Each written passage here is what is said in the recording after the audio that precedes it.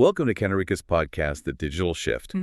Today, we are doing a critical deep dive into the state of artificial intelligence in 2025.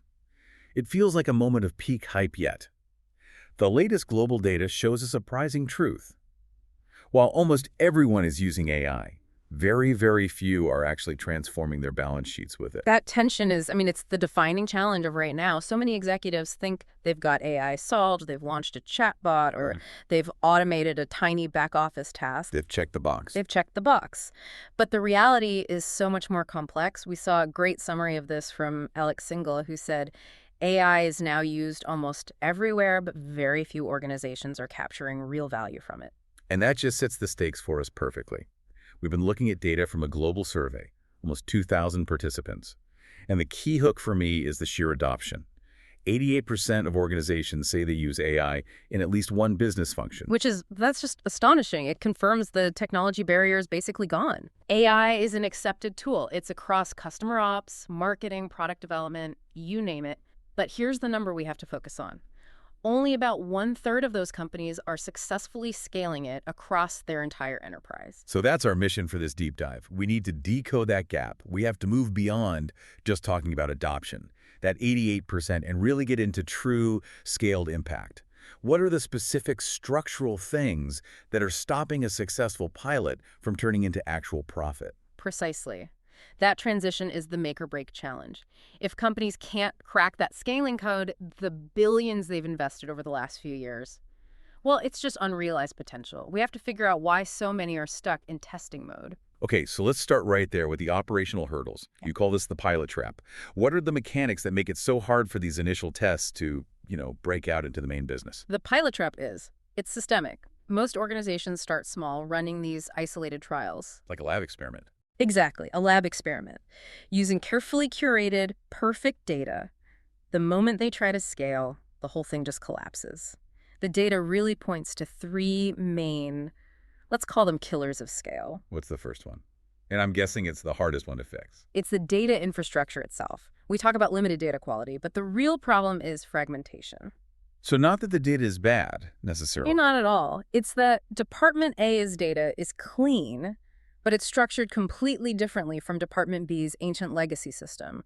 So when you try to build an enterprise model that needs both, you end up spending 80% of your time just translating between them. That kills momentum, and the cost must be huge. It's prohibitive, so those data silos become concrete walls. Okay, so that's wall number one. What's the second barrier, maybe more on the strategy side? Unclear goals and rushed technology decisions. A lot of leaders, they get excited by the novelty of AI, not the business problem it solves. The shiny new toy. Yeah, the shiny new toy. So they rush to implement a tool without first redesigning the workflow or even defining a clear, measurable outcome. It's just an add-on. And if you layer on a lack of organizational readiness, no clear ownership, no model, you've just created perfect inertia. And the data shows the financial consequence of this. It's stark. Even with that almost universal use, only 39% of companies report any noticeable improvement in profit from AI. That 39% figure is everything. It says it all. It shows that most companies are still treating AI as a tactical bolt-on.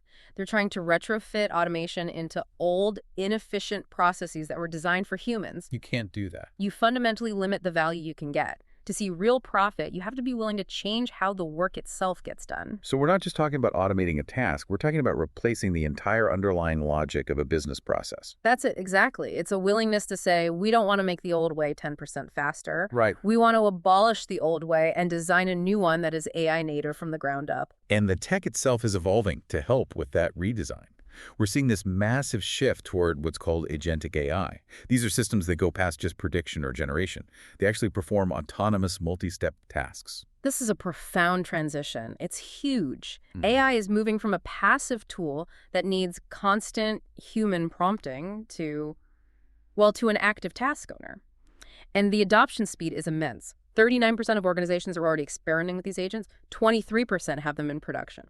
And where are these agents getting real measurable traction. They're excelling, where you have workflows that rely on retrieving information and making complex decisions. So we see huge wins in IT operations agents handling automated system monitoring, diagnosis, that kind of thing. They're powerful in knowledge management, sifting through massive document libraries. And critically, customer operations, intelligent routing, claim processing. Taking on that complex but repetitive work. Yes, the administrative workload that bogs everything down. This brings us to the organizations that have figured this out. Yeah. The high performers.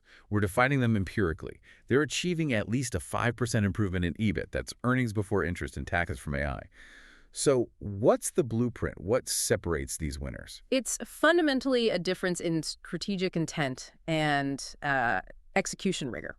We see 4 clear pillars. First, their focus is on growth, where most companies are looking for cost savings. Efficiency. Right, efficiency. The high performers are prioritizing expanding revenue, finding new markets, launching new products. Their ambition is just higher. So they see AI as a weapon for differentiation, not just a way to cut costs. What's the second pillar, the organizational one? It's that non-negotiable step we touched on, workflow redesign. They are not just bolting AI onto old systems. They're building AI-native workflows, rebuilding core processes with automation baked in at every single step. That sounds incredibly complex. I mean, how do they manage the risk in that kind of deep restructuring? And that is pillar number 3, strong governance. This is not an IT directive. It comes from the top. The C-suite drives the AI strategy. They integrate risk, quality control, ethical guardrails from day one. From the design phase. Exactly. They ensure clear accountability, and human review is built into the automation. That gives them the confidence to scale aggressively without worrying about, catastrophic failure. And of course, you can't do any of this without serious money. What do we know about how they invest? High performers are serious investors. They're allocating over 20% of their total digital budgets specifically to data foundations, top-tier talent, and MLOps. We should probably clarify MLOps quickly for anyone listening who's more on the strategy side than the engineering side. Good call. Ah. MLOps machine learning operations is the discipline of taking an experimental model out of the lab and turning it into a reliable, secure, scalable system in production. It's the bridge from the lab to the factory floor. Perfect analogy. Yeah. And high performers, they fund that bridge generously, and you see it directly in their returns. So if that high performer blueprint is the map, the real challenge for most companies is, how do you actually execute that transformation? How do you bridge that gap from a pilot to production at scale? That transformation, it requires more than just picking the right tech. It needs deep integrated execution expertise and a focus on security from day one. And that's exactly where we at Kanerika focus our efforts, moving enterprises beyond those isolated pilots by providing end-to-end execution. We help our clients redesign those workflows to get to that AI native state you talked about. So when you talk about using agentic solutions to redesign workflows, what kind of sticky, high-value problems are these systems solving? We really concentrate on automating complex knowledge tasks, especially in regulated or sensitive areas. Think about legal or financial document review. Our agent, Alan, can drastically accelerate summarizing and extracting key clauses. Right. Or tasks around data privacy. We have an agent, Susan, that's designed for rapid, accurate redaction of PII, personally identifiable information. And quantitative validation. Yes. Our agent, Mike, cross-references complex data against rules, which cuts down manual audit effort and boosts compliance right away. These are tasks that normally need specialized human experts and they're prone to error. Highly prone to error at scale. So by applying agents there, you're directly enabling that workflow redesign and risk mitigation. It all ties together. Exactly. But none of it works if the foundation isn't secure and scalable. The execution has to support that governance pillar we mentioned. For us, that means operating under robust compliance frameworks. ISO 27001, ISO 2701, ASO C2, GDPR. Frameworks that ensure enterprise data is handled with the highest level of trust. Precisely. That commitment to governance security, auditability, process maturity is what makes it possible to deploy these high-value AI-native solutions responsibly. Okay, let's pivot now to the human side of this.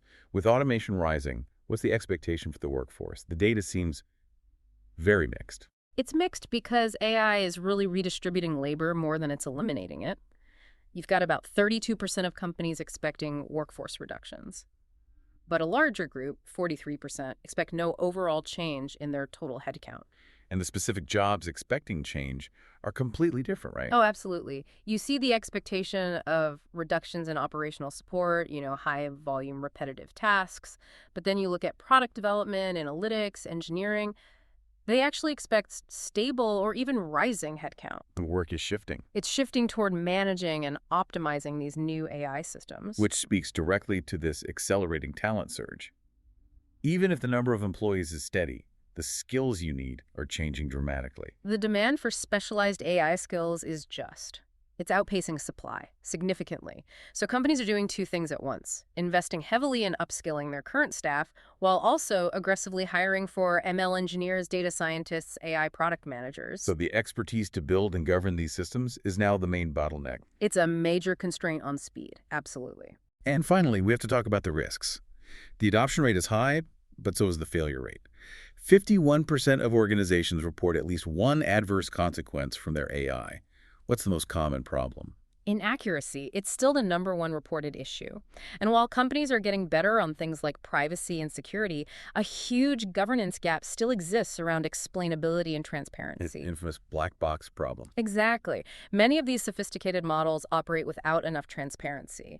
So if the model makes a mistake or even just a key decision in, say, lending, You can't audit why. it can be incredibly difficult, sometimes impossible, to know why it reached that decision. And that's a massive concern in regulated industries. The high performers, they manage this proactively. They build human-in-the-loop reviews and validation right into their MLOps frameworks. The safeguards are part of the system, not an afterthought. So the path forward seems clear. AI is everywhere, but real, scaled value is only achieved by turning intent into integrated execution.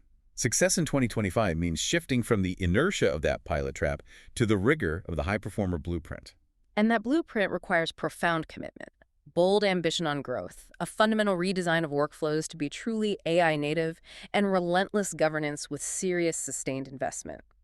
As Michael Chewy observed, there's a real learning curve. The sooner you get started on the learning curve, the quicker you'll reach higher levels. And navigating that steep curve, achieving that true enterprise scale, that requires a partner who understands this is an execution challenge, not just a technology problem. That's it. We at Kanerika understand that realizing measurable value comes from combining cutting-edge tech, like Agentic AI, with the governance and redesign expertise to make it work. We provide the structure and capabilities you need to turn high ambition into quantifiable business impact. And here's a final thought for you to take away from this deep dive. Don't just ask where in your organization you are using AI. Ask yourself this: how many of your core business processes have you actually redesigned, fundamentally rebuilt to be fully AI native? That distinction, that is the true measurable difference between experimentation and enterprise scale.